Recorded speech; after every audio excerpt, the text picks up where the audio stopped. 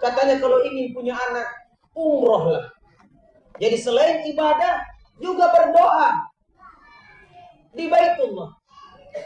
Tidak ada anaknya. Sampai sekarang. Kita tidak pernah umroh, tujuan anak. Jadi memang betul-betul itu anak nikmat. Bukan karena kayanya orang. Bukan karena tinggi pangkat dan kedudukannya. Bukan. Tapi dia adalah merupakan nikmat karunia dari Allah Subhanahu wa ta'ala. Dan saya ingatkan Bapak Ibu sekalian, kalau kita punya teman, sahabat, keluarga, belum punya anak, jangan provokatori. Sambil mengatakan, cerai mau komodo. Ya, karena boleh jadi bukan dia yang mandul, Anda yang mandul. Dan berikanlah semangat. Semangat. Ada teman saya nanti punya anak Ustaz setelah 20 tahun menikah. Baru punya anak. Begitu dia sayang dan cintanya anaknya itu. 20 tahun ditunggu. Kalau ketemu dengan keluarga kita yang sudah berumah tangga tapi belum punya anak, berikan semangat, motivasi. Jangan provokatori. Saya kadang bilang ya, kalau ketemu dengan teman yang belum punya anak, saya bilang sabar kita teman. Anggap itu bulan madu yang diperpanjang. Tapi dia bilang panjang dulu Ustaz. Saya bilang ini, syukur ki belum punya anak Pak. Syukur ki. Kenapa? Anda pergi jalan-jalan bersama dengan istri tercinta ke Makassar. Masuk ke mall. Bisa nikmati 3 lantai mall itu dengan istri tercinta. Bandingkan dengan teman yang punya 4 anak masih kecil-kecil. Dibawa ke mall. Tak bentang kemana-mana. Dicari satu, hilang satu. Bersyukur ki belum punya anak. Nikmati itu. Anda pergi rekreasi ke Bantimurung. Saya tidak tahu kalau jadi foto di mana rekreasinya. Saya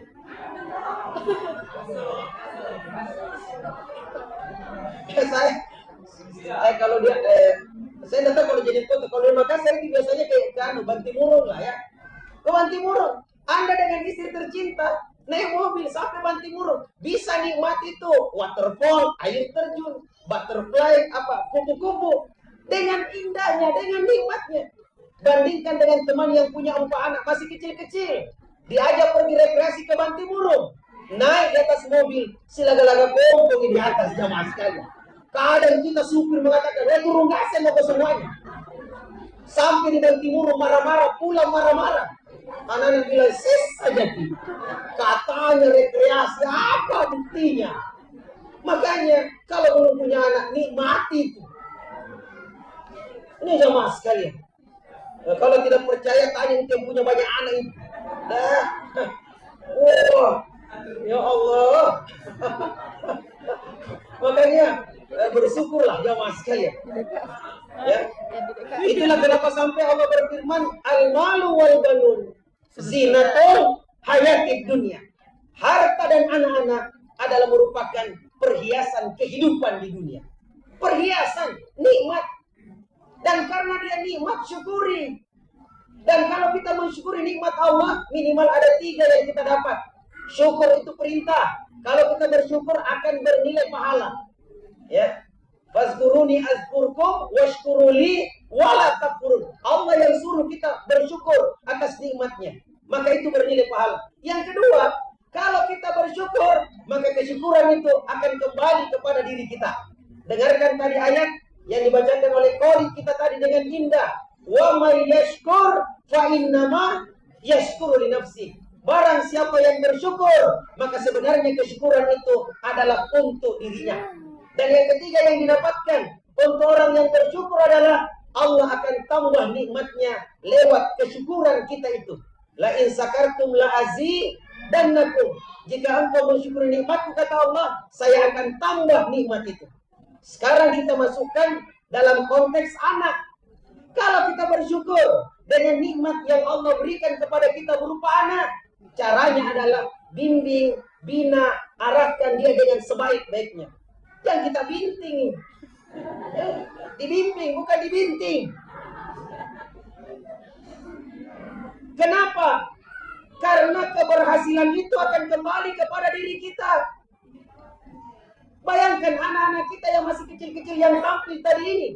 Umurnya berapa tahun ini Ustaz tadi ini yang tampil? 8, 9, Kelas 3 berarti 9 tahun. Inilah generasi emasnya Indonesia yang tampil tadi ini. Kapan Indonesia emas? Bukan cemas Pak ya, bukan cemas. Ya, apa itu? 2045. Sekarang 2024. 45 kurang 24, 21 tahun.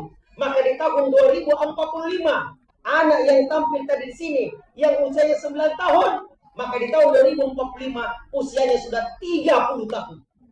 Dialah yang duduk di sini lagi ikut seminar parenting dengan anak 4 tadi itu. Iya, mereka inilah yang akan melanjutkan keturunan kita.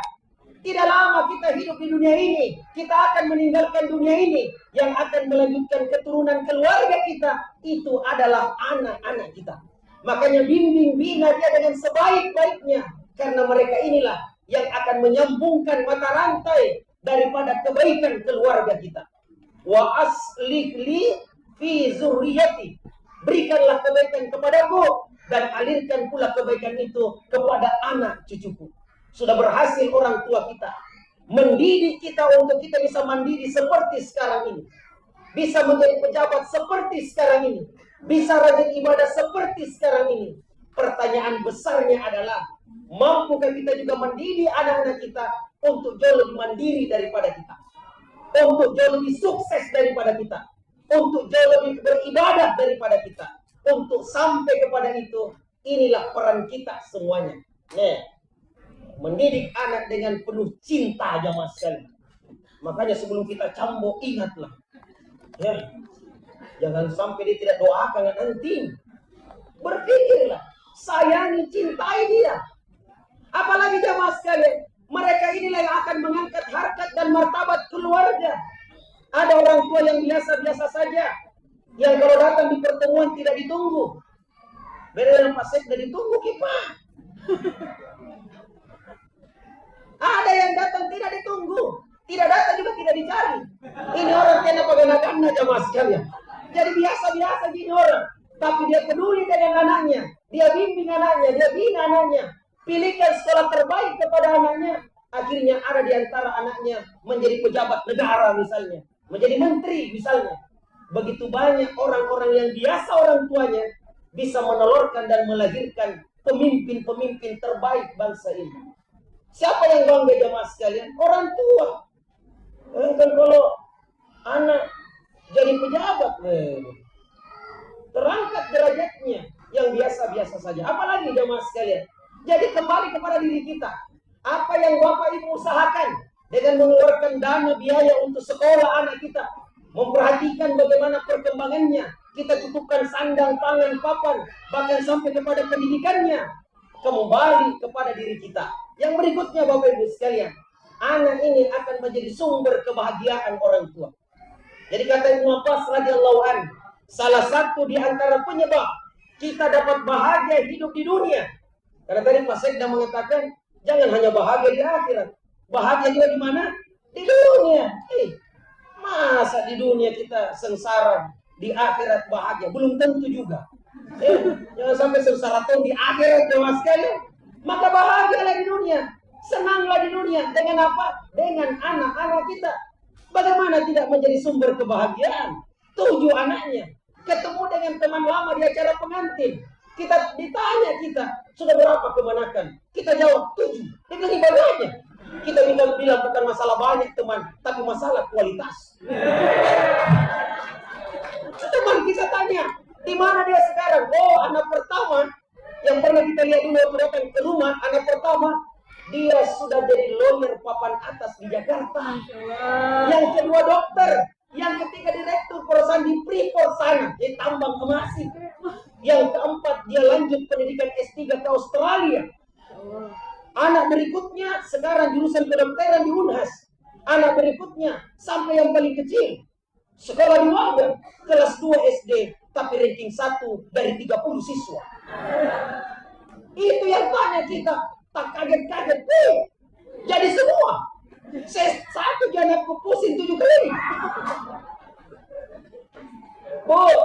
Kalau ranking 1 anak kita, ini kurikulum merdeka dari rankingnya Ustaz. Saya guru ya dari rankingnya saja. Ini ketua ini guru juga. Tidak ada rankingnya. Tapi yakinlah, di nilai wali kelas ada rankingnya. Ada atau tidak, Bu? Ada, makanya kita biasa bisik-bisikin. Ustazah, sebenarnya ranking berapa anakku? Langsung dia bilang itu ibu guru, ranking 1. Langsung itu ibu mengatakan apa? Siapa dulu dong mamanya? Padahal yang setengah mati belajar anaknya. Yang gembira adalah mamanya. Tapi coba kalau 7 anak kita, 1 begal, 1 curamur, 1 bandar narkoba, 1 perempuan, minta maaf ini, hamil di luar nikah, yang 1 DO dari kampus, yang 1 SMA tukang bolos di sekolah. Itu kalau bolos anak tak, siapa yang dipanggil? Oleh guru BK, siapa yang dipanggil? Orang tua, padahal bukan orang tuanya yang bolos, kurang ajar ini anak ini. Bukan kita yang bolos, anaknya yang bolos, kita yang dipaksa. Dan yang datang sekretaris inspektorat lagi. Wah, kacau alih Jawa sekali. Langsung kepala sekolah bilang, jamu ke panggi, bahaya. Digeser kita. Jawa sekali. Jadi, yang paling kecil, ranking 30 dari 30 siswa. Mama, ambilkan kau raporku, Mama. Dia bilang, nak, ranking berapa kita ini, nak? Dia bilang, ranking 30, Mama. Dia bilang, jangan Mama ambilkan raportan nanti, biar di Gojek online masakan aja. Karena itu Gojek online di Makassar, Pak Sekda, itu bukan hanya antar barang, antar orang, ambil rapor juga. Makanya saya heran kalau penerimaan rapor itu ada pakai jaket hijau di belakang dan tertulis di sininya. Saya bilang, ini barangkali yang dimaksud. Yang penting sesuai titik, Pak. Kok jadi begini modelnya? Makanya kalau mau bahagia, perhatikan anak-anak kita. Kalau mau sengsara, jangan peduli anak-anak. Anda akan sengsara. Ingat Bapak Ibu sekalian, kalau kita mengeluarkan waktu kita, tenaga kita, biaya kita semenjak dia kecil untuk memperhatikan mereka, maka di masa tua kita akan rasakan nikmatnya pensiun. Nikmatnya mendapatkan anak-anak yang berbakti kepada kedua orang tuanya.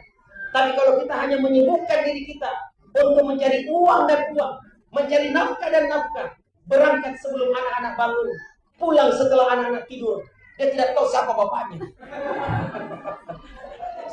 Saya itu Pak Sekda, itu di sekolah, karena itu kepala sekolah ngumpet terus di ruangannya, sehingga itu anak-anak kelas 10 SMK, dia kira itu BK-nya itu kepala sekolah. Sehingga nih, yang mana kepala sekolah? Dia bilang, itu Pak yang suka di pintu gerbang.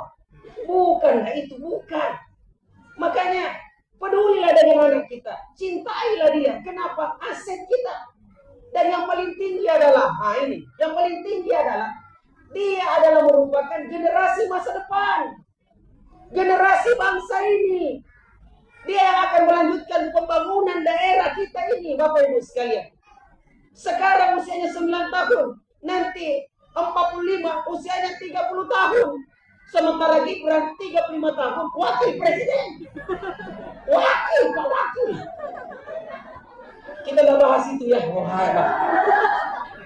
Nggak disorting juga ini. Nah, sekarang ini masa sensitif. Kenapa nania? Bapak Ibu sekalian, mereka adalah pemimpin. Makanya tadi itu anak-anak yang tampil, foto baik-baik. Mudah-mudahan kita masih hidup di tahun 2045. Baru Ustaz, ini Ustaznya. Ini fotonya santriku yang kita dulu ceramah di hadapan mereka. Yang di depan Ustaz, sekarang jadi Bupati Jeneponto. Di sampingnya Ustaz, sekarang jadi Gubernur Sulawesi Selatan. Di sampingnya Ustaz, sekarang sudah jadi Bupatinya Luwu Timur. Di belakangnya Kepala Dinas Kesehatan. Di sampingnya Kepala Dinas Pendidikan. Di sampingnya Ustaz, baru ditangkap KPK. Ini bukan masalah aja mas sekalian. Ini malu-malu. Bapak Ibu sekalian, jadi bahkan ini anak bukan hanya investasi. Makanya Bapak Ibu sekalian, saya terkadang bilang dengan pengurus masjid, ya, itu kalau ada anak-anak sembahyang di masjid, jangan diusir pulang. Kenapa? Karena pewaris resmi masjid ini adalah anak-anak kita. Sekarang kita berdiri di barisan terdepan, anak-anak di barisan belakang. Tapi 20 tahun kemudian, yang di belakang maju ke depan. Makanya jangan usir. Megah kita bangun masjid ini. bagus kita bangun. Bukan hanya untuk kita orang tua. Hanya karena kenikmatan ibadah, kita usir anak-anak. Lihat itu Pak, kalau sholat maghrib, apalagi kalau maghrib TKTPA. Wow, itu luar biasa. Saya aku itu ustaz yang ajar mengaji anak-anak pada maghrib di masjid. Kenapa? Karena banyak orang sholat, anak-anak di belakang. Dia bilang, ustaz, awas kalau kau ribut. Namanya anak-anak. Anak-anak itu masa bermain. Paling lama fokusnya 1 menit. Selebihnya main-main. Itulah masa mereka. Dia itu anak-anak. Tapi ujung-ujung matanya dia ustaz. Ustaz lihat pasukan sudah aman. Ya, maka dia masuk di barisan kaum muslimin. Allahu Akbar. Itu anak-anak bilang, woi sembahyang ustazkan. Doang. Bapak injak-injak kaki, saya yakin tidak khusyuk itu ustaz. Mati mau sebentar. Tapi dia tidak berdaya karena dia berada di tengah-tengah kaum muslimin jamaah sekalian. Terjebak dia di barisan kaum muslimin. Setelah selesai sembahyang, berdirilah pengurus masjid. Apa dia bilang? Motor masa mako. Itu anak-anak bingung, di rumah disuruh ke masjid, di masjid diusir pulang. Lebih bagus main PlayStation, tidak ada yang marahi kita. Macam itu. Saya bilang itu ada masanya memang ada masanya. Itu ada anak saya ikut sekarang. Waktu usia 7-8 tahun lewat odong-odong, odong-odong. Lewat. Sekarang semester 7 mahasiswa. Lewat odong-odong jamaah sekalian. Saya bilang nak 10 kali putar nak. Dia lebih besar makin ini kau. Jadi ada masanya. Tidak selamanya mereka main-main. Jangan hanya ego pribadi, nikmat sendiri menyebabkan anak-anak celaka semuanya. Jangan sampai ada di antara mereka calon ketua pengurus masjid. Tidak jadi ketua pengurus gara-gara diusir waktu kecil. Ini bahaya jemaah sekali. Dan anak-anak kita inilah yang akan melanjutkan pahala kita walaupun kita sudah tiada. Dia akan melanjutkan. Kata Rasulullah, "Idza matal insan in kata amaluhu illa min salas. Sadaqatin jariyah aw ilman yuntafa'u bih aw waladun soleh yad'ulah." Jika meninggal manusia, maka akan terputuslah amalnya dengan dunia kecuali 3 kata Rasulullah yang tidak akan pernah putus walaupun dia sudah tiada, walaupun dia sudah berkalang dengan tanah. Apa itu? Yang pertama adalah sedekah jari. Bapak Ibu sumbang pembangunan masjid, bantu panti asuhan, bantu tahfizul Quran. Kita bukan penghafal Quran, tapi kita bantu berasnya setiap bulan. Anak-anak makan dan kuat untuk menghafal. Setiap hafalannya dia dapat pahala. Kita yang kasih makan juga akan dapat pahala. Bahkan makanan itu akan menjadi darah, akan menjadi daging, dan akan membesarkan dia. Seterusnya jamaah sekalian, kita mendapatkan pahala yang sangat besar. Cuman sayang, kalau namanya sedekah infak, kita berpikir kayak main catur jamaah sekalian. Ya 7 langkah ke depan dan 7 langkah ke belakang. Pernah lihat Bu, Bapak Ibu sekalian, saya minta maaf. Pernah lihat ada itu iklan sementara ustaz ceramah lewat celengan. Tiba-tiba itu celengan berada di depan anak muda. Nakoti kantongnya. Keluar dua lembar uang 100.000 dan 2.000. Pertanyaan saya adalah berapa nak kasih masuk? Berapa? Mungkin kita itulah orangnya jamaah sekalian. Betul. Yang dia kasih masuk berapa? 2.000. 2.000 nak kasih masuk. 100.000-nya nak kasih masuk kantongnya, baru dia kasih lewat itu celengan. Belum jauh dari belakang ada orang tua mengatakan, Dek, kenapa Pak? Langsung dia bilang, ini Dek, nak kasih lewat 100.000. Dia bilang itu anak, hebat nak tahu 100.000. Dia bilang ini Pak, iya itu. Nak kasih masuk celengan, baru nak kasih lewat. Ditegur lagi, Dek. Dia bilang kenapa lagi Pak? Kenapa kau kasih masuk itu uang? Itu uangmu tadi jatuh. Ku kasih kembali. Itu anak muda langsung lihat itu celengan mati mijang. Lainnya mijangan. Karena tidak mungkin minakoti itu celengan aja mas sekalian. Mau dikira pencuri.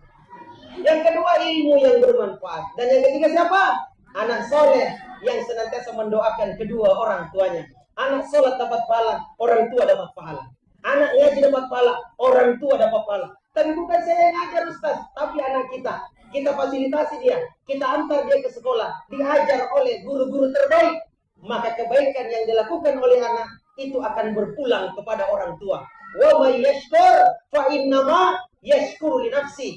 Siapa yang bersyukur, maka sebenarnya kesyukuran itu adalah untuk dirinya.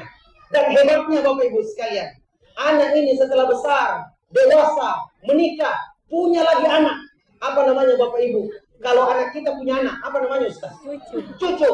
Dibina lagi dengan baik oleh anak kita, cucu kita ini. Akhirnya taat ibadah dapat pahala, kembali kepada orang tuanya, kembali kepada kakek neneknya, jamaah sekalian. Cucu kita setelah tumbuh kembang besar, kemudian menikah, punya lagi anak, apa lagi namanya Ustaz? Cicit.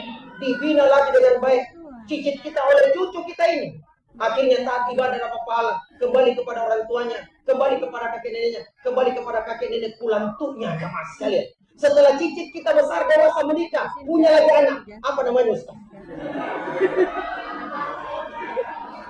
Kita kehilangan bahasa, jamaah sekalian.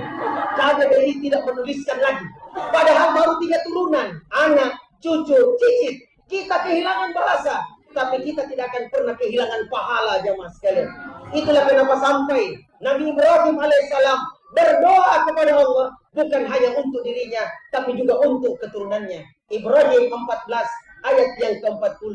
Rabbi ja'alni muqimas shalah wa min dzurriyyati Rabbana wa taqabbal du'a. Ya Tuhanku, jadikanlah aku beserta dengan anak cucuku orang-orang yang senantiasa mendirikan sholat. Bayangkan Bapak Ibu sekalian, kita sudah berkalang tanah ribuan tahun, tetapi pahala terus mengalir disebabkan karena keturunan-keturunan kita melanjutkan kebaikan tersebut. Oleh karenanya, jaga nikmat ini dengan baik, kasihi, sayangi dia, karena dia adalah merupakan sumber kebahagiaan yang Allah berikan untuk kita orang tua. Sakit hati saya kalau ada orang tua suka bintin telinganya anaknya. Dati, sempak palanta ada. Saya bilang ngapa mikodongnya. Ya, Bapak Ibu hadirin yang sama berbahagia. Yang pertama dia orang satu saja. Belum masuk slide-nya itu. Apa satu dia? Betul ya? Kedudukan anak. Oke, yang kedua, kedudukan anak dalam Quran. Yang kedua adalah anak adalah merupakan amanah dari Allah yang nantinya kita akan dimintai pertanggungjawaban. Allah berfirman, ya ayyuhalladzina amanu la takhunu-Allaha wa rasulah wa takhunu amanatikum wa antum ta'lamun. Wahai orang-orang yang beriman, janganlah kalian mengkhianati ya Allah dan Rasulnya serta mengkhianati amanah-amanah yang diberikan kepada kalian sedangkan kalian mengetahui. Amanah bukan hanya jabatan, kekuasaan, harta, tapi juga amanah adalah anak-anak yang merupakan nikmat dari Allah. Setiap kita akan dimintai pertanggungjawaban menyangkut tentang anak-anak kita. Allah Subhanahu wa taala berfirman, "Ya ayyuhalladzina amanu qu anfusakum wa ahlikum nara." Wahai orang-orang yang beriman, peliharalah, jagalah diri kalian, kemudian keluarga kalian itu dari asap api neraka. Inilah visi mendidik kita. Bukan hanya di dunia selamat, tapi juga nanti di akhirat kelak. Dengan apa? Jaga diri kita. Makanya ada yang mengatakan, didiklah anakmu 25 tahun sebelum dia lahir. Artinya apa? Untuk menjadi orang tua tidak segampang itu, bro. Tidak segampang itu. Harus dengan ilmu. Makanya parenting ini penting. Kita terkadang mendidik anak-anak kita berdasarkan pengalaman masa lalu. Saya pernah ngajar-ngajar anak-anak kecil. Ada ustadz karena ributnya anak-anak sholat isya. Nah kasih berdiri semuanya. Bordel cambuk. Sama cambukannya. Anak 4 tahun dengan anak kelas 6 SD. Saya bilang, kenapa begitu modelmu? Dia bilang, saya juga ustadz dulu dikasih begini. Saya bilang, balas dendam ya. Sampai saya perguruan tinggi, dicoret-coret saya punya skripsi. Coret. Saya bilang, Pak, yang mana yang betul? Pokoknya perbaiki. perbaiki. Saya bilang, Pak, 5 kali nih Pak ya. Saya sekarang 7 kali dulu. Ini ngasem ini. Jangan Ki Pak, jangan Ki. Belajar Ki. Guru-guru juga begitu. Saya sering tanya siswa saya, apa dengan guru-guru saya? Apa tugasnya siswa? Apa tugasnya siswa, Ustaz? Hah? Belajar. Apa tugasnya guru? Mengajar. Tidak ada jawaban lain. Ini pertanyaan dari Sabang sampai Merauke, saya tanya, jawabannya sama. Tugas siswa, mahasiswa belajar. Tugas guru, dosen, ulama mengajar. Ada jawaban lain, Pak. Tugas siswa adalah belajar, dan tugas guru adalah belajar dan terus belajar. Sebab hanya pembelajarlah yang berhak untuk mengajar. Makanya matinya seorang guru bukan pada saat dicabut nyawanya, tapi matinya seorang guru adalah pada saat dia berhenti belajar. Itulah bentang kematian seorang guru, bentang kematian orang tua, bentang kematian ulama kalau dia berhenti untuk belajar. Begitu modelnya. Jemaah sekalian yang sama berbahagia, harus kita terus belajar. Jadi Ustaz ya, belajar terus Ustaz. Itu bawa buku Ustaz ya. Menulis lagi, mantap Ustaz. Begitu modelnya Ustaz, terus belajar. Sebab hanya pembelajar yang berhak untuk mengajar. Orang yang berhenti belajar, dia adalah merupakan generasi masa lalu. Sementara dia akan ajar generasi masa depan. Maka kalau dia tidak menambah ilmunya, datul kok. Ya, hati-hati para guru. Boleh jadi ke depan kita diganti dengan siapa? Dengan lembaga-lembaga bimbingan belajar. Kalau kita tidak tingkatkan kapabilitas keilmuan kita, kita akan diganti oleh apa sekarang itu? IA. Apa kejomangi IA? Artificial Intelligence. Hati-hati. Saya bilang dengan guru-guru, apalagi kita ngajar SMA, SMK. Anak-anak buka chat GPT. Ya. Kemudian dia bertanya di situ dan langsung ada jawabannya. Baru dia tes gurunya. Pak, kenapa 2 tambah 2 sama dengan 4? Gurunya bingung. Iyo di. Sebentar kena aku jawab. Saya lanjutkan dulu RPP ku ini, PMM. Bertanya di sampingnya, Pak Guru, apa sih manfaatnya 2 tambah 2 dalam kehidupan? Mati nih. Yang ketiga bertanya, Pak Guru, di mana dimanfaatkan 2 tambah 2 dalam kehidupan? Mati kita. Ya, jadi anak-anak sekarang jauh lebih pintar sebenarnya. Hati-hati jamaah sekalian. Apalagi menyangkut tentang internet ini. Era disrupsi jamaah sekalian. Wah, lebih parah lagi. Saya bersama dengan teman, kebetulan dia mendapatkan rezeki untuk berjalan-jalan ke Jawa sana. Di sana dia bilang ada satu perusahaan motor. Itu tidak ada lagi pekerjanya, semuanya mesin. Dia bilang apa, Pastor? Barang sebesar ini diolah oleh mesin robot keluar dari motor besar. Mana tenaga kerjanya sudah diganti oleh robot. Hati-hati. Di tahun 2045 boleh jadi kalau anak-anak tidak punya knowledge, ilmu pengetahuan, skill, keterampilan, serta bagaimana relasi hubungan dengan orang lain, ditambah dengan akhlak yang mulia, hati-hati. Boleh jadi mereka sulit dalam kehidupannya di masa yang akan datang. Karena kalau manusia tenaga kerjanya suka demo, sedikit-sedikit naik gaji, hari buruh demo. Kalau mesin, robot, apa makanannya? Listrik. Dan tidak mungkin demo. Bayangkan kalau robot demo. Ini Bapak Ibu hadirin yang sangat berbahagia. Jadi itu ya, amanah dari Allah. Nantinya kita akan dimintai pertanggungjawaban. Ada yang ketiga. Yang ketiga adalah anak adalah ujian. Ya, anak adalah ujian. Allah berfirman, wa'lamu annama amwalukum wa auladukum fitnah. Ketahuilah bahwa sesungguhnya hartamu dan anak-anakmu adalah merupakan ujian bagimu.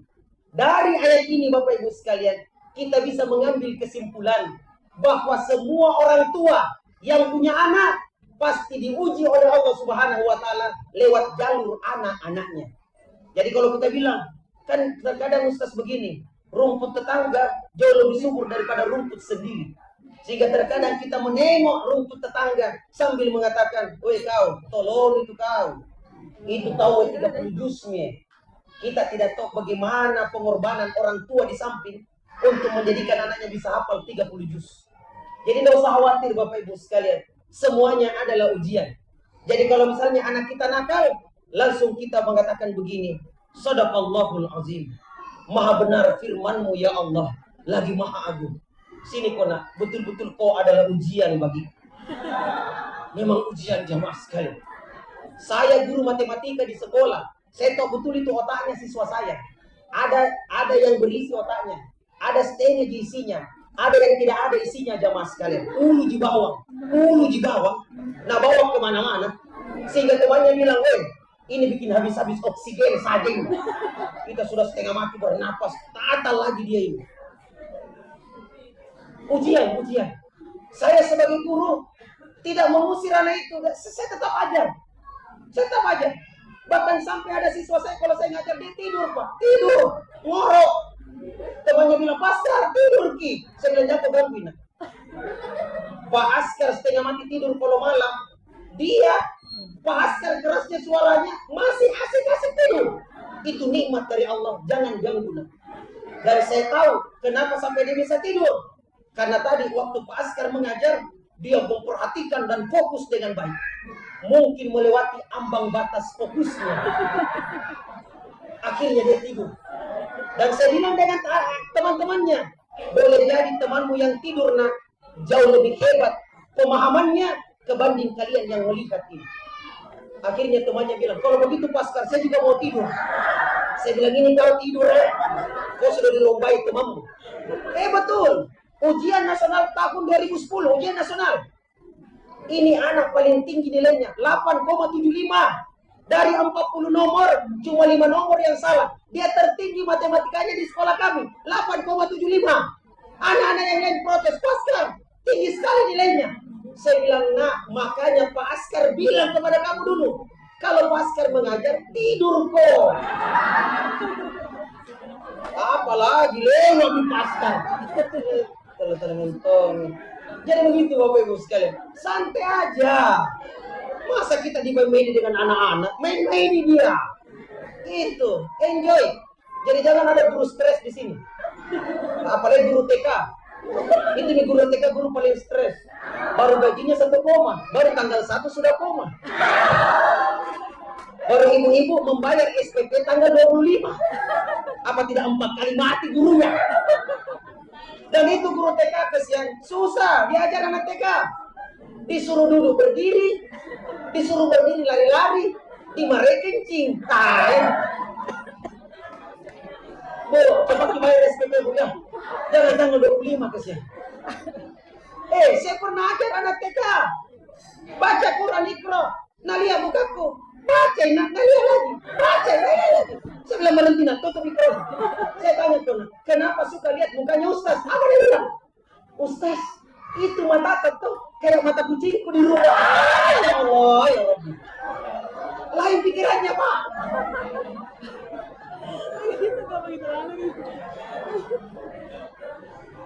Belum lagi ditarik saya punya jangka begini. Baru 1 koma jamaah sekali. Baru tanggal 1 sudah koma. Pak Basir 3 koma dia. Baru tanggal 3 sudah koma. Jangan ditanya di samping Ustaz. 30 koma itu. Baik Bapak Ibu sekalian. Nah sekarang temanya adalah baru masuk materi. Siapa tuh yang terlambat mulai. Oke ya. Baik. Apa itu? Temanya mendidik anak dengan penuh cinta. Nah, sekarang buka slide-nya. Kita buka slide-nya. Oi, buka Ji. Astagfirullah. Ini. Bukti cinta. Apa bukti cinta kita? Buktinya itu kan cinta butuh pembuktian. Apa bukti cinta kita kepada anak-anak kita? Yang pertama adalah terimalah dia apa adanya. Lebih dan kurangnya mohon dimaafkan. Wabillahi taufiq wal hidayah. Begitu modelnya. Kenapa penting prinsip pertama ini? Kenapa? Terima dia apa adanya. Karena anak yang kita lahirkan, anak yang merupakan nikmat, bukan mau kita, tapi keinginan Allah Subhanahu wa taala. Takdir Allah, bukan juga maunya anak itu, tapi semuanya karena kehendak Allah Subhanahu wa taala. Maka terima dia. Andaikan anak kita lahir karena mau kita mau anak kita putih. Pas lahir hitam, seperti kulit bapak mamanya. Kita mau anak kita mancung hidungnya, yang lahir hidung oriental. Jadi terima dia apa adanya. Saya pernah tanya siswa saya, nah, andaikan kau bisa request kepada Allah, minta kepada Allah, lahir di mana? Mau kau lahir di mana? Apa dia jawab? Saya kalau bisa minta kepada Allah lahir di mana, Paskar? Saya ingin lahir dari perutnya Nagita Slavina. Wih, kenapa bisa nak? Sudah pada saat baru lahir langsung jadi anak sultan. Dari mana kau lahir dah? Dari perut nama makku Paskar. Jadi anak apa kok? Anak lorong Paskar. Bukan mau kita. Bukan juga keinginan anak itu. Ada yang jawab, andaikan saya bisa minta kepada Allah, lahir di mana? Saya ingin lahir di Arab Saudi. Kenapa? Karena pada saat baru lahir langsung bisa umroh. Dan tidak usah tunggu daftar haji 23 tahun. Langsung jadi warga negara Arab Saudi. Jadi terima dia apa adanya. Allah berfirman, lillahi mulkus samawati wal ard, yakhluqu ma yasha, yahbu liman yasha'u inasa wa yahbu liman yasha'u sukura. Dialah Allah, penguasa langit dan bumi, menciptakan apa-apa yang diinginkannya, memberikan anak perempuan kepada siapa yang diinginkan, memberikan anak laki-laki kepada siapa yang diinginkan, memberikan anak laki-laki dan perempuan kepada siapa yang diinginkan juga, dan membuat mandul kepada siapa juga yang dikehendaki Allah Subhanahu wa taala. Semua adalah merupakan ketetapan Allah. Jadi kalau anak kita laki-laki syukuri, perempuan syukuri, laki-laki perempuan bersyukur. Bahkan belum punya anak pun masih bersyukur jamaah sekalian. Ingat tadi cerita dua ya, bisa kita nikmati banti murun jamaah sekalian, ya, bersama dengan istri tercinta. Terima dia apa adanya. Bahkan sampai minta maaf, tetap cintai dia. Bahkan sampai anak kita difabel. Apa difabel, Ustaz? Disabilitas. Mungkin tidak sesempurna anak-anak yang lain. Tidak ada ciptaan Allah yang cacat jamaah sekalian. Allah berfirman, laqad khalaqnal insana fi ahsani taqwim. Sungguh kami telah menciptakan manusia dalam sebaik-baik bentuk. Tapi dia buta, Ustaz. Tapi dia tuli, Ustaz. Ingat, sayangi dia, cintai dia. Itu kasih sayang Allah Subhanahu wa taala. Allah tahu. Allah memberikan kita anak seperti itu karena Allah tahu kita mampu untuk membina anak tersebut. Bayangkan Bapak Ibu sekalian, ada anak buta. Saya ceramah di Jeneponto juga saya ceramah. Waktu ada acara di lapangan ini. Iya, Pak Samad Turuka yang datang Peggy Melati Sukma. Masih ingat Pak ya? Peggy. Dia penceramah perempuan, saya penceramah laki-lakinya. Tapi saya bukan artis jadi tidak terkenal. Ya. Pada saat itu ada yang mengaji anak kecil. Namanya Masita. Saya kira Masita itu orang tua atau remaja, anak kecil. Waktu pulang ke Makassar, saya satu mobil dengan orang tuanya, dengan anak itu juga. Dia bilang apa, Ustaz? Alhamdulillah, walaupun anak saya buta, Ustaz, 2 kali saya kunjungi rumah Wapres Yusuf Kalla, 2 kali. Bahkan saya berangkat umrah 2 kali, Ustaz. Itu gratis disebabkan anak saya hafal Quran. Luar biasa, hafal Quran 30 juz.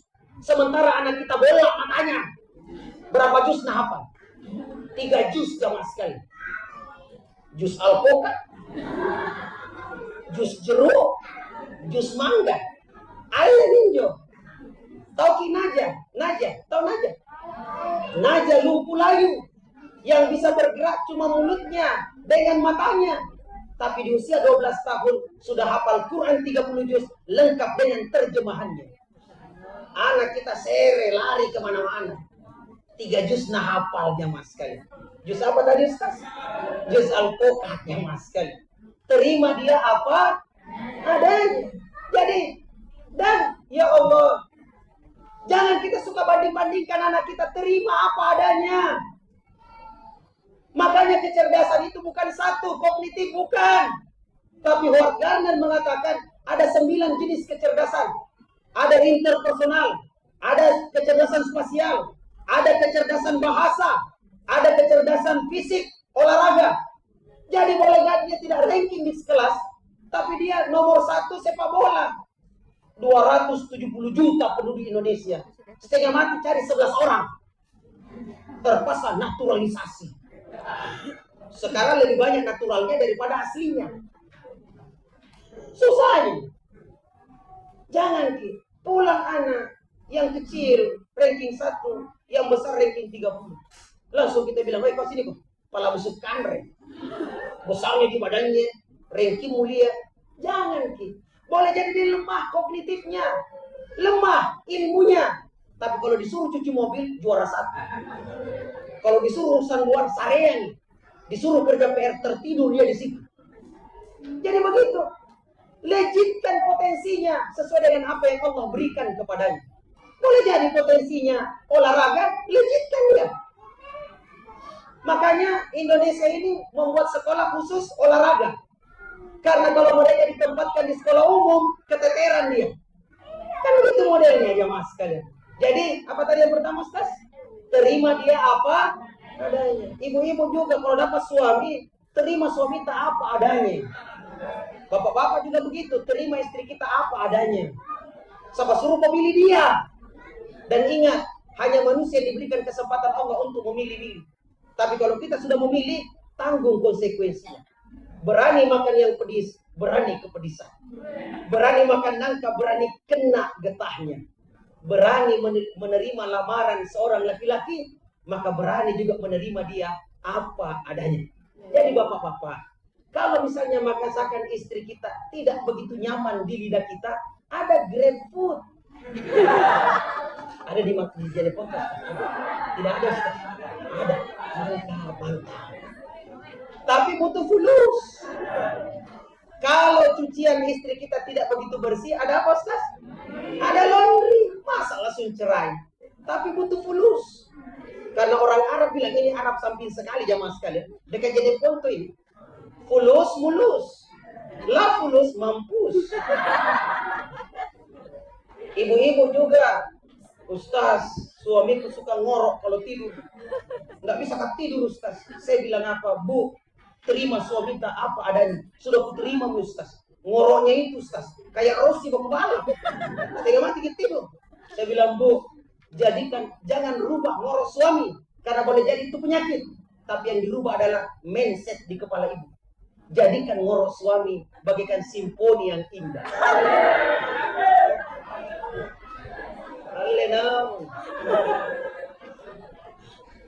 Satu ya, terima dia apa adanya. Saya nih Pak itu guru paling sakit hati barangkali, karena saya guru matematika, tapi saya enjoy. Nah, kena kerja soal, nggak bisa kapaskan. Nah, makin tugasmu hanya menjawab soal, benar atau salah bukan urusan. Kalau benar kita betulkan, kalau salah mari kita perbaiki sama-sama. Siap paskan. Naiklah dia. 1 + 1 = 7. Saya bilang apa? Bagus. Temannya ketawa semuanya. Saya bilang kenapa ketawa? Terima kasih banyak. Nak.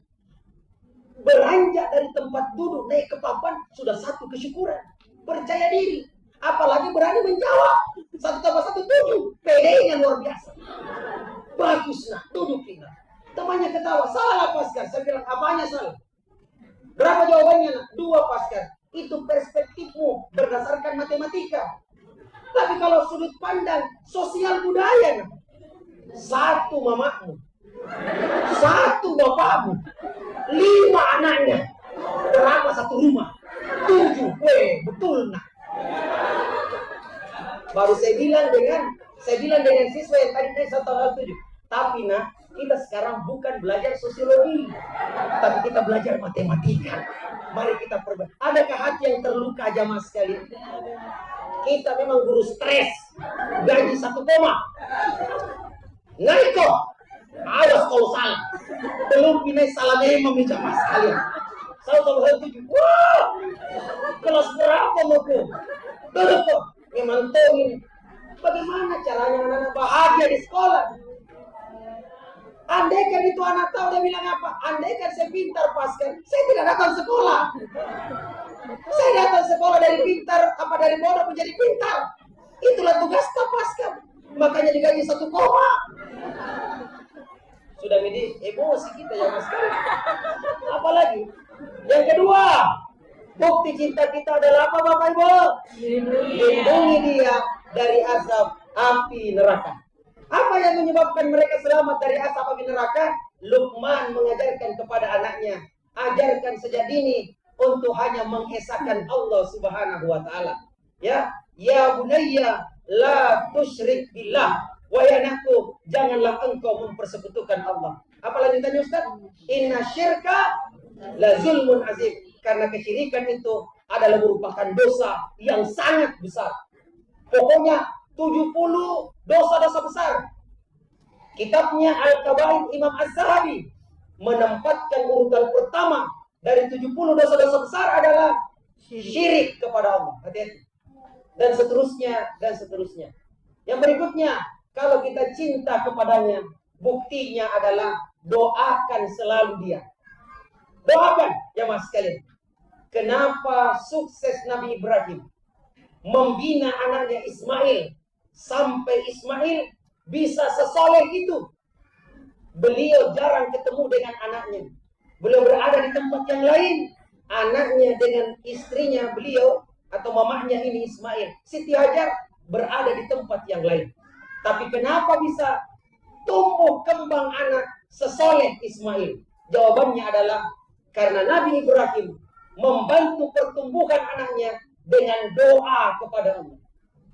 Bapak Ibu sekalian, silakan buka nanti Quran surah Ibrahim 14 ayat 35 sampai dengan ayat 41.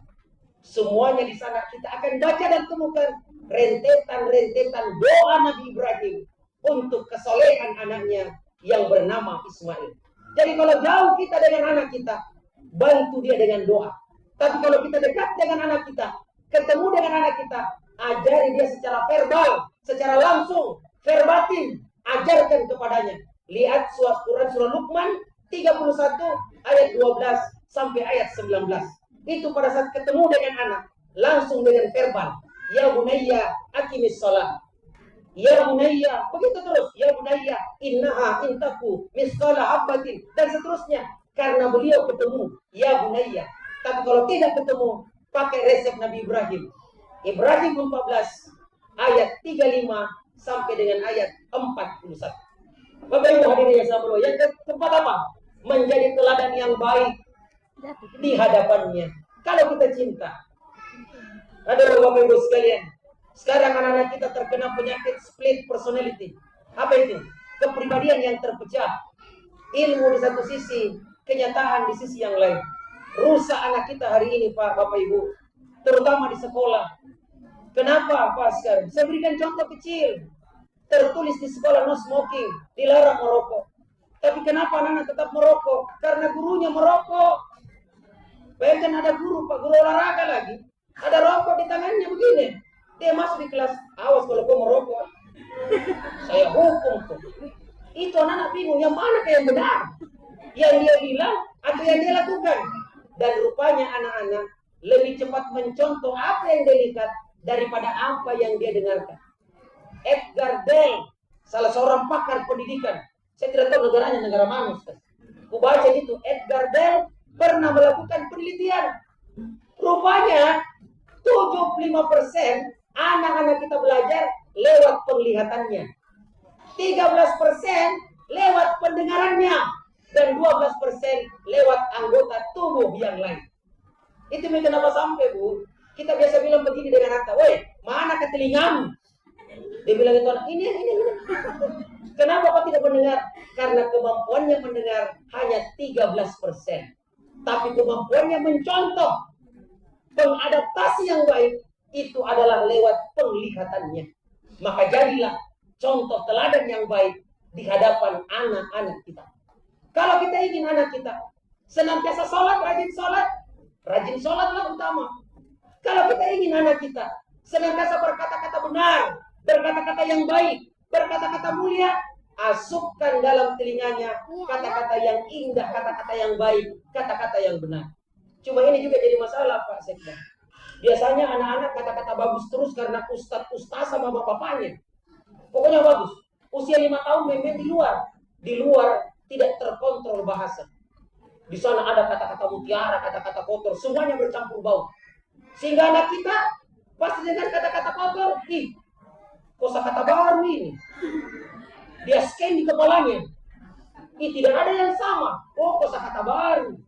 Anak 5 tahun tahu bagaimana caranya mempergunakan bahasa itu.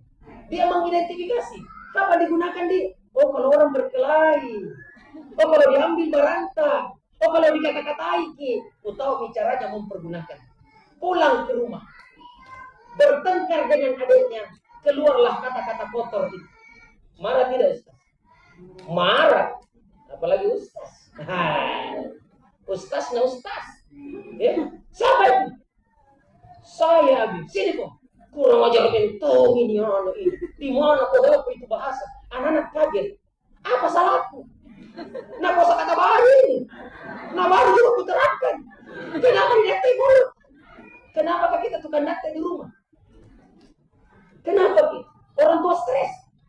Satu koma ya gajinya. Kok satu koma terus ya? Allah. Mudah-mudahan coba kita pas dia jadi bupati. Tidak bisa kampanye ya.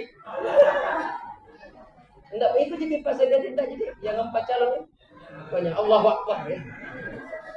Saya senang kalau pejabat ikut serta begini jamaah sekalian. Apalagi duduk mendengarkan ceramah. Karena rata-rata buka, saya minta maaf karena banyak kegiatan. Cari tangan. Saya juga pernah jadi pejabat Pak. Begitu juga model itu ya. Sudah. Bagaimana tadi Ustaz?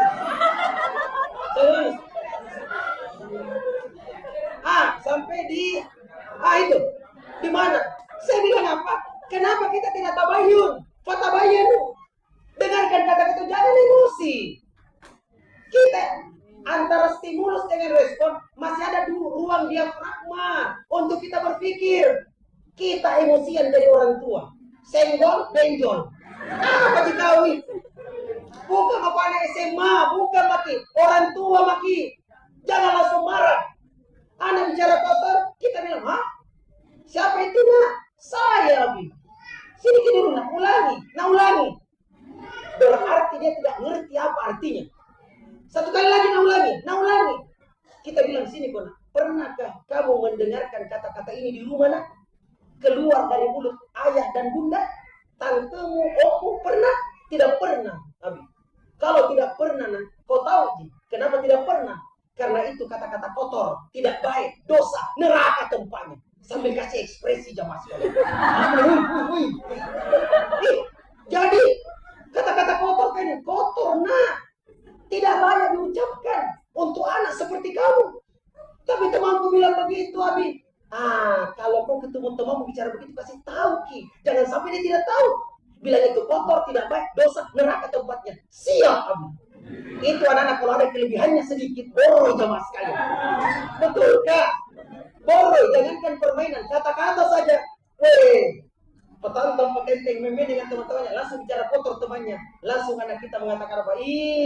Bicara kotor, dosa, neraka tempatnya. Kaget temannya. Bicara kotor kan kalau begini. Bicara kotor ini bilang amiku, tidak baik, dosa. Dia bilang itu anak, kalau begitu mau juga pulang ke rumah deh. Mau ke stop bapakku di rumah.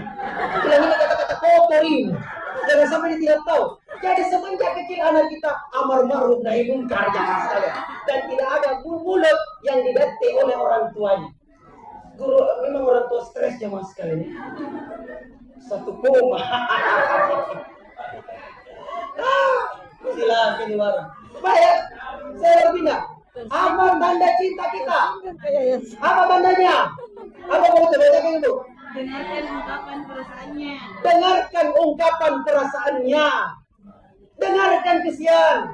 Apa yang menjadi keluhannya dengarkan. Jadi pendengar yang baik. Apa contohnya Ustaz? Lihatlah Nabi Yakub bersama dengan anaknya Yusuf. Datanglah Yusuf, ya abati, inni ra'aitu fil manam.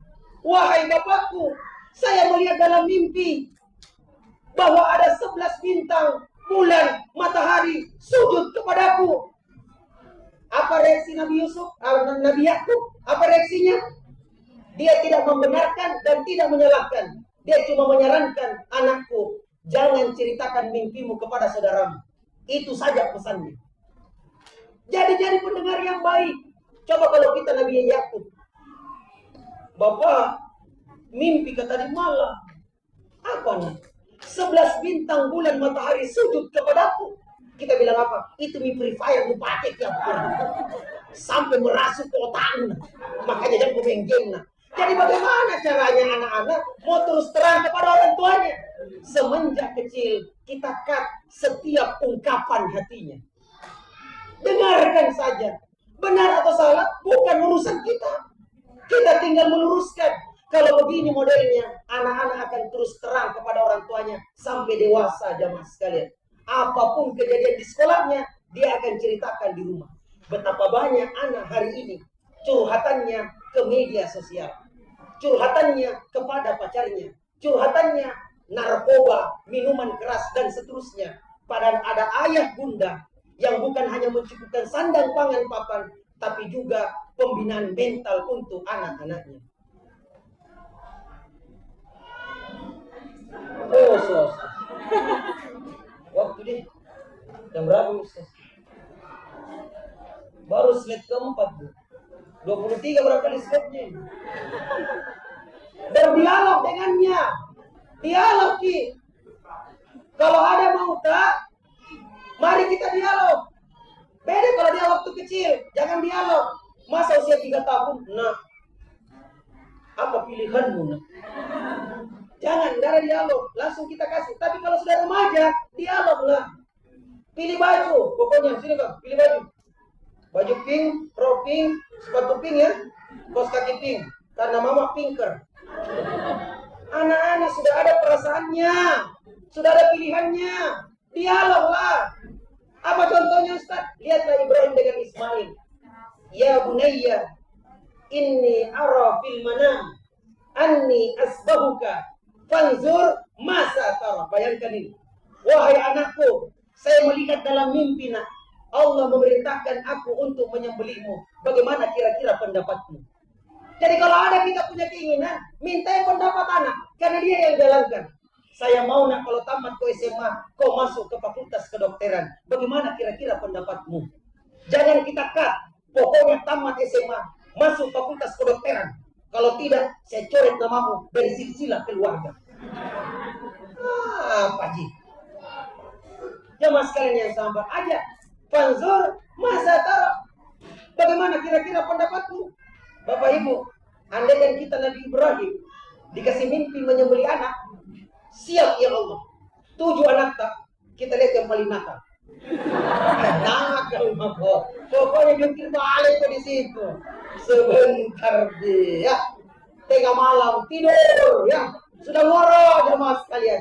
Kita ambil pisau, kemudian kita slaughter ya, kita geret lehernya, mati. Ya Allah, selesai tugasmu ya Allah. Apakah begitu Nabi Ibrahim? Tidak. Ini perintah Allah, sami'na wa ta'na, tapi tetap didiskusikan dengan teman-teman, dengan anaknya. Apalagi Pak Bupati ya Mas kalian. Langsung pindah-pindah ya. Diskusilah dulu supaya orang yang dipindahkan bisa nyaman. Tapi dataran tinggi ya. Banyak di situ gitu. Akhirnya bilang iya, saya bersyukur. Apalagi Ibu? Di bawahnya lagi apa? Tidak semua permintaannya dipenuhi. Tidak semua permintaannya dipenuhi. Apalagi? Jangan putus asa dalam mendidiknya. Jangan putus asa. Semangat. Lanjut. Mudah-mudahan. Nah ini kebutuhan anak itu 2 ya. Fisik dan psikis, kejiwaan. Kalau kita gabungkan, itulah cinta dan kasih sayang. Lanjut lagi Ustazah. Sebentar lagi ya, sedikit lagi. Nggak mau pindah. Saya yang pindah kalau begitu. Ya, Bapak Ibu sekalian. Mau Ji? Ini kebutuhan anak. Lihat Bapak Ibu, aman, bernilai, dihargai, dipahami, dicintai, dimengerti. Inilah, jangankan anak, kita juga orang tua ingin begini. Memang bapakmu itu tidak pernah paham dengan mama. 20 tahun menikah tidak tahu perasaannya mama. Bapak itu, suami kita itu bukan Deddy Kobuce. Dia tidak tahu, dia tidak punya indera keenam. Ngomonglah. Dihargai. Wih, ini masakan tak? Inilah yang paling nikmat yang saya makan sepanjang hidup. GR. Sudah kira 2 bulan itu terus namas. Apa tidak naik mata putihnya suami? Jangan begitu juga. Lanjut Ustaz. Lanjut lagi. Lanjut lagi Ustaz. Ini permintaan anak tak yang tak terucapkan. Ustaz, lanjut Ustaz. Nah itu, kasih besar lagi saya dia. Nah ini, cintailah aku sepenuh hatimu. Apalagi yang kedua? Aku adalah ladang pahala untukmu. Ini yang tak terucapkan kesian. Didik bimbing dengan baik. Apalagi? Aku adalah fotokopimu. Artinya sepanjang saya berjalan berada di masyarakat, aku adalah bahagian daripadamu. Kalau baik aku, baik juga engkau ya ayah, ya bunda. Tapi kalau jelek aku, maka itulah bukti bahwa jeleknya juga pembinaanmu kepada aku, fotokopimu. Apalagi Ustaz? Aku pelanjut nama baik. Aku pelanjut nama baik keluarga. Jangan marahi aku di hadapan orang banyak. Jangan marahi anak di hadapan orang banyak. Ada rasa malu anak-anak. Apalagi? Jangan bandingkan aku dengan yang lain. Berikutnya, aku bertumbuh. Maka jangan selalu anggap aku anak kecil. I am not a child. Saya bertumbuh. Bapak Ibu, coba kita lihat fasenya ya. Fase pertumbuhan anak. 0 sampai 6 tahun, dia masih mendengarkan kata-kata orang tuanya. 0 sampai 6 tahun. Jangan kau belah, mari bapakku. Masih kata-kata orang tuanya. 7 sampai 12 tahun, apa kata guruku? Apa kata guruku? Ada seorang anak pulang. Pak, ini matematika 2 tambah 2 sama dengan 5. Nah, salah nak. Guruku bilang, salah. Yang penting guruku bilang. Nah, saya ini gurunya gurumu. Salah nak. Bapak bodoh. Guruku pintar. Makanya Bapak Ibu, kalau usia anak kita 7 sampai 12 tahun, jangan dijauhi gurunya. Ada tidak WA grup Ustaz, WA grup kelas? Nah, ini orang tua. Nah, musuhi gurunya. Hilang Tupperware. Dicerita 2 bulan. Akhirnya wali kelas dia menutup perbincangan. Hanya admin yang bisa komentar. Jangkit. Karena biasanya ada kebiasaan anak di rumah yang tidak bisa lagi kita luruskan, bisa diluruskan lewat mulut gurunya. Jadi gitu modelnya. Ya Mas sekalian. Jangan jadi musuh untuk guru-guru kita. Apalagi 13 sampai 20 tahun, apa kata temanku? Tidak lagi orang tua, tidak lagi guru, tapi apa kata teman? 21 sampai 35 tahun, apa kata saya? Menurut saya, menurut pendapat saya, menurut persepsi saya, yakin usianya 21 sampai 35 tahun. Tapi di atas 35 tahun, apa kata Allah Subhanahu wa taala? Tiba-tiba mendadak ustaz. Jangan begitu teman. Allah Subhanahu wa taala berfirman, yakin usianya di atas 40 tahun. Gitu modelnya. Nah itu. Aku bukan lagi anak kecil. Perlakukan saya seperti usia saya. Dan seterusnya. Lanjut Ustazah. Nanti Bapak Ibu bisa ambil. Nah ini bahasa cintanya. Inilah wujud-wujud cintanya. Luangkan waktu bersamanya. Sesibuk-sibuknya kita, luangkan waktu bersamanya. Kapan quality time itu? Minimal di 3 tempat, di 3 waktu Bapak Ibu. Bapak-bapak ini terutama. Karena jarang ketemu anaknya. Ibu-ibu dia selalu ketemu. Ya, sehingga anak-anak rindu ketemu bapaknya. Tapi bapaknya 1 minggu tidak ada waktu untuk anak. Bahkan Pak Sekda tadi mengatakan hari libur pun, apa tadi Pak? Hari libur pun adalah waktu pelayanan. termasuk keluarga Tapasika. Butuh juga pelayanan. Tapi saya yakin beliau ada quality time-nya dengan keluarga beliau. Dan itu sangat efektif. Apalagi jamaah sekalian, quality time. Kapan? Waktu anak makan. Usahakan kasih senang anak-anak makan. Apalagi? Waktu di kendaraan. Kalau bisa antar Kianata ke sekolah. Tapi ajak ngomong. Nah, bagaimana kemarin, nak? Bagus, Jina. Ajak. Kenapa? Setiap anak pasti senang kalau di atas kendaraan. Dan kalau senang, katup dianya terbuka, katup tidaknya tertutup, dan dia siap mendapatkan pelajaran berharga. Rasulullah mengajari anak kecil di atas onta jamaah sekalian tentang bertakwa kepada Allah. Makan juga begitu. Kasih senang. Jangan, makan kok, kurus sekali kok. Biar cuma makan. Pas anak-anak ambil nasi tinggi sekali, balawan Allah.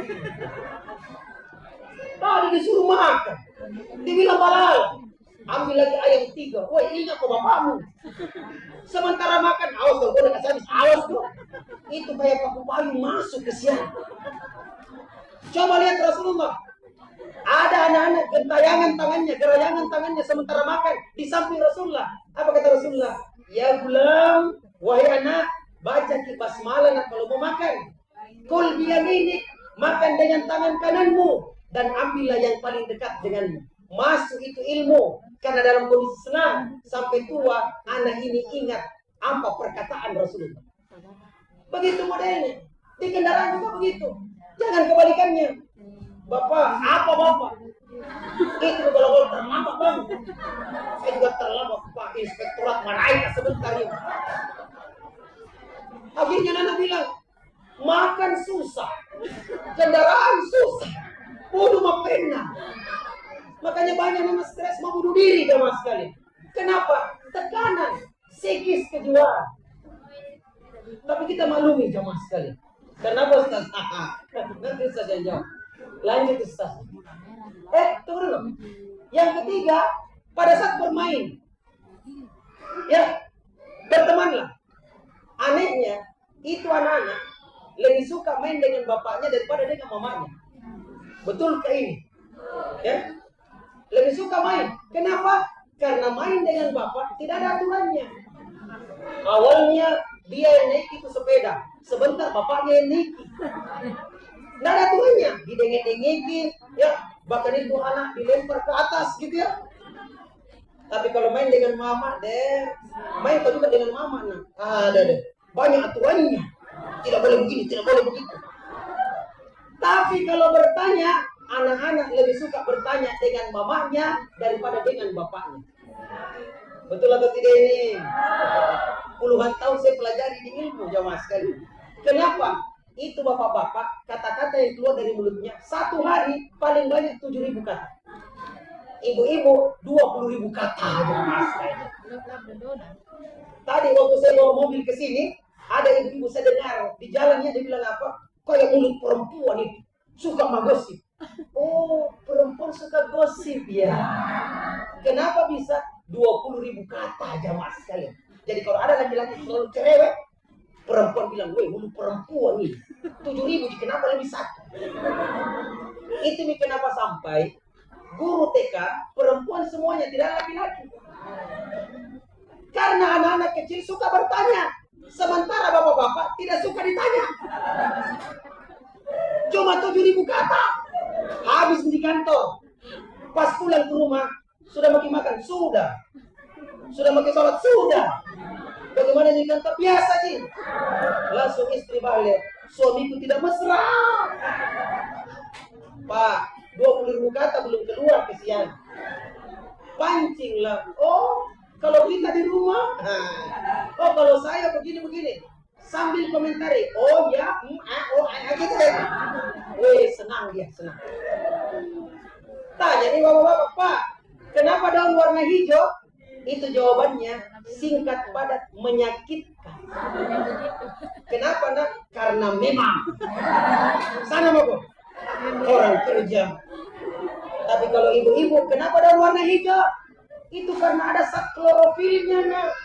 Hasil fotosintesis itu CO2 dengan O2. Apa nak tahu klorofil jamaah sekali? Ya. Kalau yang polis-polis tadi itu apa tadi itu? Polis-polis tadi itu. Ya kalau propolis nah tahu Jim. Tapi Anda endorse ya, minta maaf ya. Saya tidak akan lanjutkan ya mas. Baik ya, yang kedua. Apa yang kedua? Ini bahasa cinta. Apa ini? Kata-kata positif. Kata-kata positif. Tiupkan 4 kata positif, Bu. Bapak Ibu. Dengan anak-anak kita. Lembut hati anak kita. Apa itu? Minta tolong. Apa lagi? Terima kasih. Apa lagi? Minta maaf. Apa lagi? Permisi. Kalau mau ingin lembut hati anak kita, ini bahasa cinta. Dahulukan dengan kata-kata minta tolong. Nah, bisa minta tolong nak, ambil sampah tak? Anak langsung ambil sampah, masukkan ke tong sampah. Minta tolong, bahasa universal. Kenapa anak-anak keras hatinya? Kita bilang begini, weh, sampah. Itu anak-anak balik. Nah, bukan wali kelasku. Nah, tidak pernah kan ajar. Yang menyebabkan anak kurang ajar bicaranya, sebenarnya kita orang tua. Bilang minta tolong. Istriku sayang bisa minta tolong. Terbang dia jemaah sekalian. Ini kita tidak, woi. Kopi. Jalan aku sendiri. Ada jejak ibu. Saya setengah mati kerja 24 jam. Belum lagi anaknya disusui. Belum lagi ini. 2 jam pote-potenya. Kita menyesal kasih tahu jemaah sekalian. Berhenti bagi tidak. Tak kalah rusak ini sekarang. Woi, kopi juga suruh kita tidak lentong. Sama suruh kok. Makanya dahulukan kata-kata minta tolong. Pasti nak tolong. Nah, bisa minta tolong nak, ambilkan air abadi kulkas. Langsung jalan. Setelah selesai, what can I do for you? Apalagi yang saya bisa bantu mama? Ini kita panggil namanya sembunyi di balik pintu. Kenapa? Woi, air di kulkas. Tidak pakai lama. Pas datang, lamanya lagi. Sana mama. Panggil kedua kalinya, sembunyi di balik pintu. Nah suruh ki lagi nih. Bila minta tolong.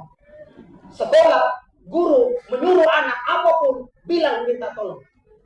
Kepala sekolah menyuruh cleaning service, bilang minta tolong. Apapun jabatan kita, dahulukan dengan kata-kata minta tolong. Kita manusia butuh penghargaan. Memang mata Papua timuku dan mata Papua gajahku. Mulutku bisa berkata Tuhan kepada Anda, tapi babi yang terselip di pinggang ini tidak bisa berkata Tuhan.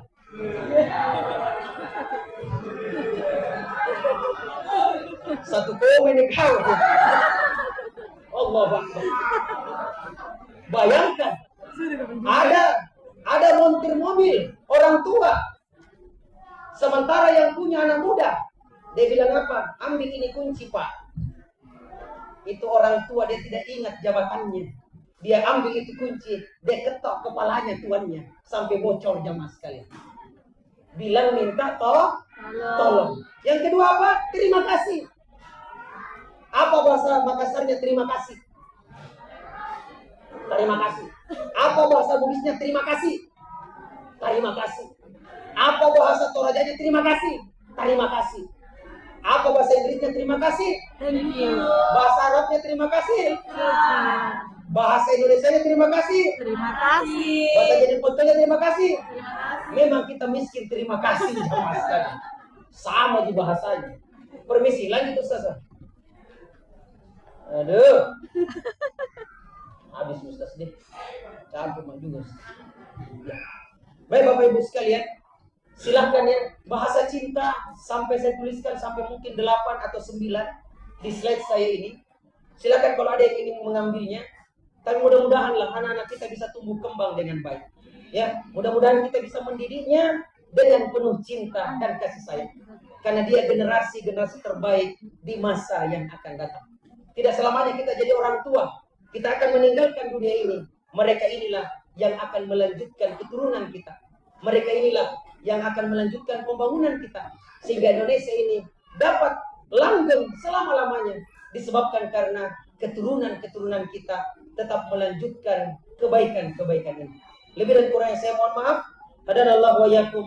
Assalamualaikum warahmatullahi wabarakatuh.